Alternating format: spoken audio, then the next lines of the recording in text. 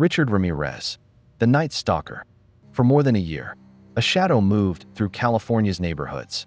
He did not target one type of victim. He did not stay in one city. He struck at random, entering homes while people slept. The fear became so widespread that residents began locking every door and window before bed. That shadow was Richard Ramirez, one of America's most infamous serial killers.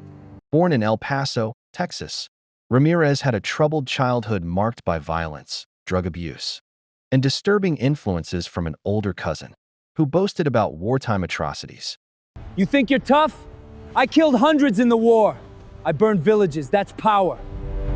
As a young adult, he moved to California and supported his drug addiction through burglaries.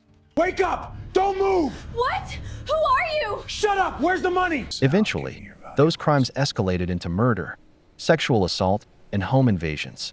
Between 1984 and 1985, Ramirez carried out a series of brutal attacks across Southern California and later the San Francisco Bay Area. Victims ranged from young adults to elderly couples. Ramirez showed no consistent pattern.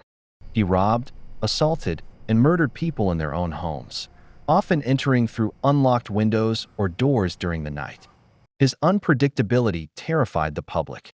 People couldn't identify a specific type of target because anyone could become a victim.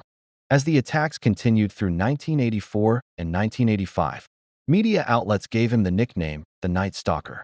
Residents installed stronger locks, bought guard dogs, and armed themselves. Newspapers published daily updates, and fear spread throughout communities. Some people refused to sleep alone. Others stayed awake through the night, listening for suspicious sounds. During several attacks, Ramirez left disturbing messages and symbols linked to Satanism.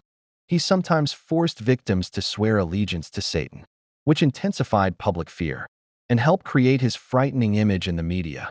The capture. Police finally identified Ramirez as their prime suspect. His photograph was released to the public. What happened next was extraordinary. After returning to Los Angeles and seeing his face on newspapers everywhere, Ramirez tried to flee. Citizens recognized him almost immediately. A group of residents chased him through the streets, restrained him, and held him until police arrived. One witness later described the scene as a neighborhood coming together to stop a killer. Trial and conviction. The trial began in 1988 and attracted enormous media attention. Prosecutors presented extensive evidence linking Ramirez to numerous murders, assaults, burglaries, and other crimes. In 1989, he was convicted of multiple murders and sentenced to death. Final years.